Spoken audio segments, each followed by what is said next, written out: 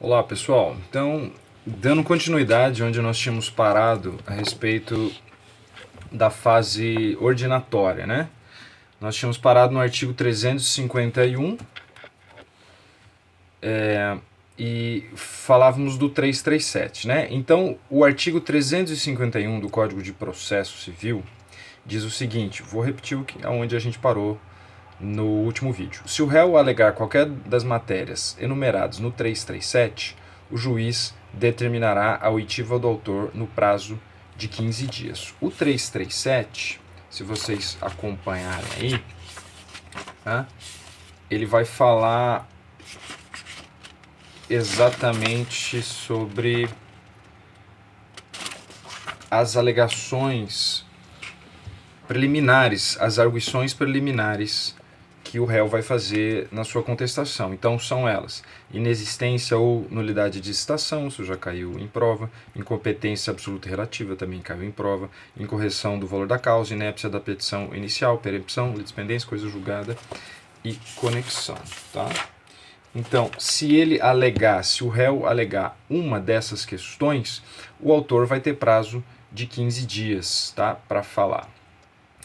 Depois o 352, verificando a existência de irregularidade ou de vícios sanáveis, o juiz determinará a sua correção em 30 dias. E o 353, cumpridas as providências preliminares ou não havendo necessidade destas, o juiz proferirá julgamento conforme o estado do processo. Então, aqui a gente observa o seguinte: um olhar para trás feito pelo juiz, o que é que houve até agora? Existem ainda falhas?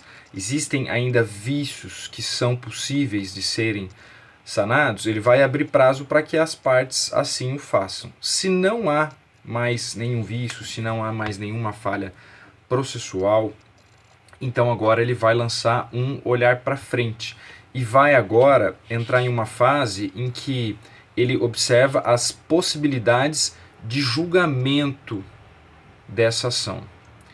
Como eu sempre digo, para o juiz, se não houver fase instrutória, se o que as partes alegam não necessitar de uma prova sobre os fatos que confirme os fatos, é até mais fácil para todo mundo, porque esse processo vai ser julgado mais rapidamente.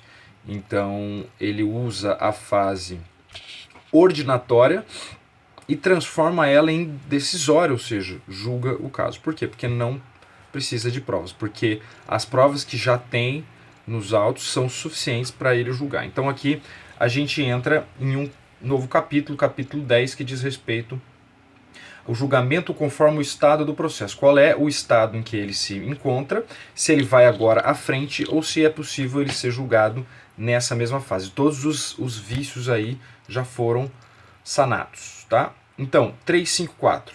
Ocorrendo qualquer das hipóteses do 485 e 487, inciso 2 e 3, o juiz proferirá a sentença. Vamos lembrar o que é o 485. 485 são as hipóteses de sentença sem resolução de mérito, ou seja, aquela que não enfrenta o mérito. O juiz, ele não diz quem tem razão, tá? Mas ainda assim encerra o caso. E o 487, inciso 2 e 3, eu acho que vale a pena a gente dar uma lida nele aqui.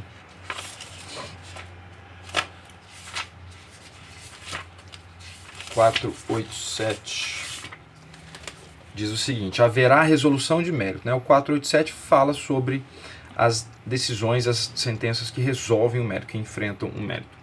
E aí o 2 e o 3. O 2, decidir de ofício ou a requerimento sobre a ocorrência de decadência ou prescrição. Então, são aqueles casos que, apesar do juiz não ele mesmo enfrentar o mérito, uma questão de fora resolve o mérito por ele, né? Que é o caso de prescrição ou decadência.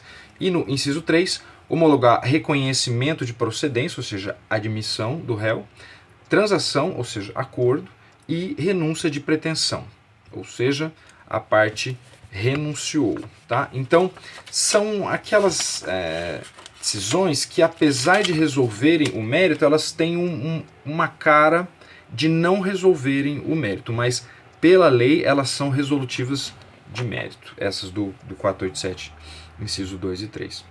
Tá? Então, nesses casos, o juiz profere sentença. Parágrafo único do 354. A decisão que se refere ao caput pode dizer respeito a apenas parcela do processo, caso em que será impugnável por agravo. E aí entra aquela questão que eu vou rapidamente explicar, que decisão que encerra o processo se chama sentença. E de sentença é cabível apelação. Ok? Sempre. Aquela decisão de mérito ou não que não encerra a ação, ela se chama decisão interlocutória e dela cabe agravo de instrumento, sempre também. Então, nesse caso, nós estamos diante de uma decisão que não encerra a ação, apesar de supostamente resolver parte do mérito. Desse tipo de decisão interlocutória, o recurso contra ela é o agravo de instrumento, apesar de resolver o mérito. Continuamos no próximo vídeo.